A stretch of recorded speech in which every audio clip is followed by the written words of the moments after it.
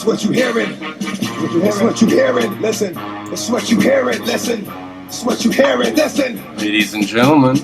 X gon' give it to you. Fuck, wait for you to get it on your own. X gon' deliver to you. Knock, knock, open up the door, it's real. If the non-stop pop out, I'm stainless steel. All right. I'm just having fun right here. I'm just going to do this for fun right here. Watch this. Do you have like problems when you sleep? Do you need to wear a device? Oh, what? Which one was it on? Oh, it's here. So yeah, good times. I wrote down a couple of items here. So you've taken on another objectivist in the sphere, a guy named Brandon Cropper. Yeah, Mr. Cropper. I knew he was cozier with Trump, and nah, I just think Trump's the best chance we had at getting anything done, and he hates political correctness.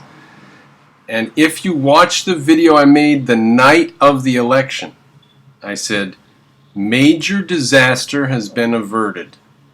Now the minor disaster can begin. Okay? So we are living through a minor disaster called Trump. I've said that publicly before we knew what his administration was going to look like.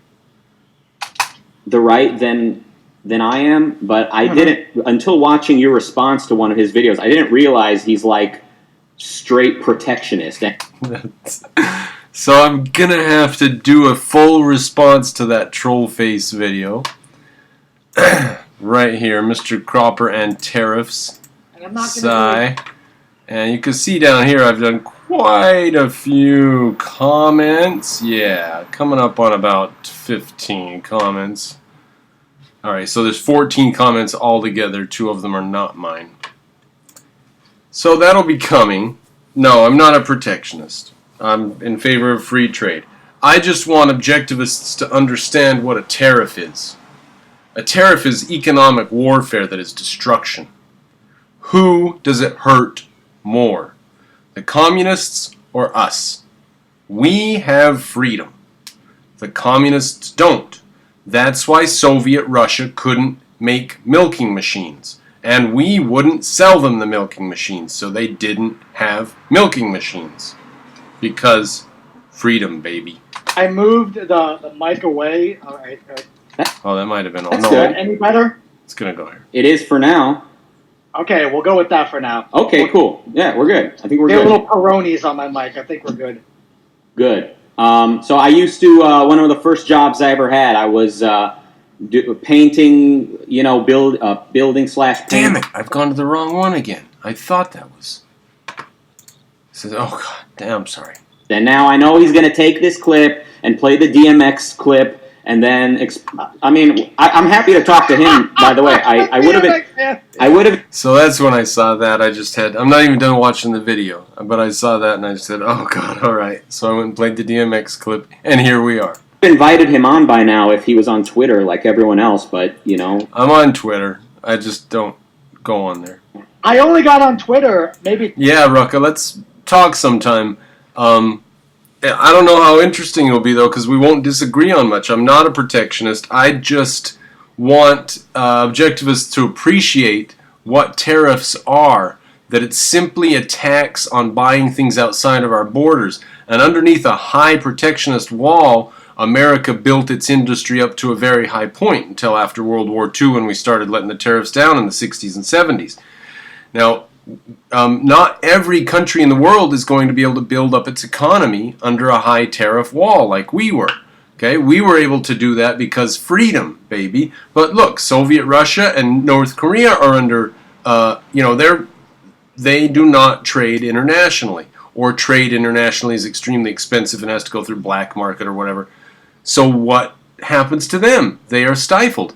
That is not the case with America. Now, we had worse quality automobiles than we did after we started competing with Japan. Yeah, I know, things improve, things get better, but the point is, a free economy is not going to have the dire shortages and economic and metaphysical existential disasters. We do not have existential disasters because of trade restrictions. We have problems, it costs us money, it raises our prices. Russia and China have existential crises, and North Korea and any communist country is going to have existential crises, And hell, Saudi Arabia for that matter, and Iran. And Venezuela. What happens when Venezuela took our oil companies and then we're not going down there and maintaining the equipment? Pretty soon their oil production starts dropping. Big surprise. So it's just the fact that we have freedom. That is the source of our wealth.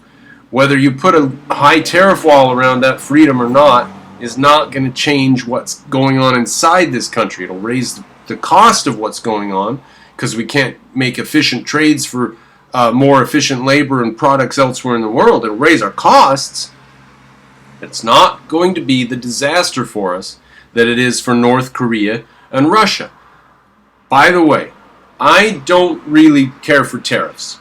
If we could get the government down to just tariffs, and that was how it was funded, the federal government only tariffs, I would be pretty happy with that. And then, I mean, look at what that would be. If the federal government were funded by tariffs, that would mean that if you live inside the United States and trade only inside the United States, you don't pay for your government. That's going even a step further than voluntary funding. In that society, we would walk around and we would look at people driving BMWs and Toyotas and we'd say, he's paying for the government. I'm not, because I drive a Chevy. So anyway, not that that's a big deal. I don't care. If you want a Toyota, fine. Furthermore, I was going to say, embargo our enemies, like Cuba and North Korea, and trade with our allies, like India and Japan and Australia.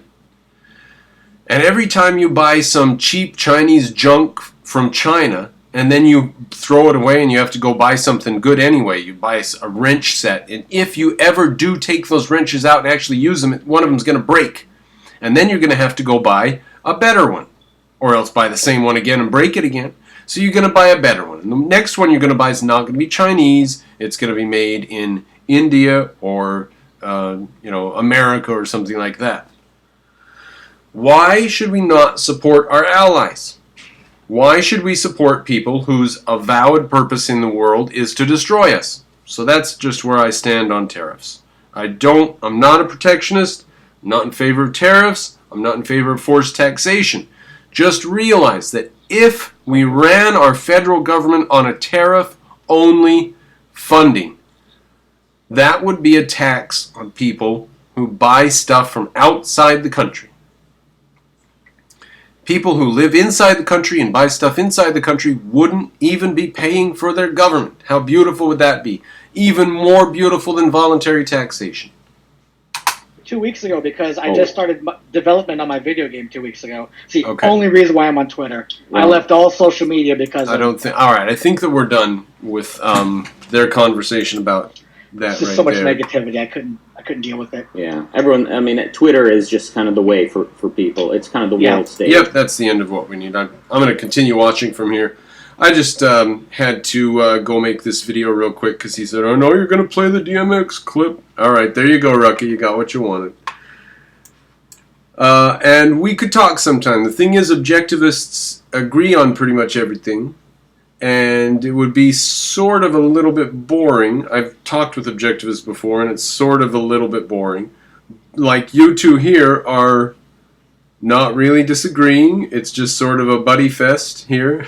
But what do I have to say about that? I'm sitting here watching the buddy fest. So, all right, ladies and gentlemen, Mr. Crupper out.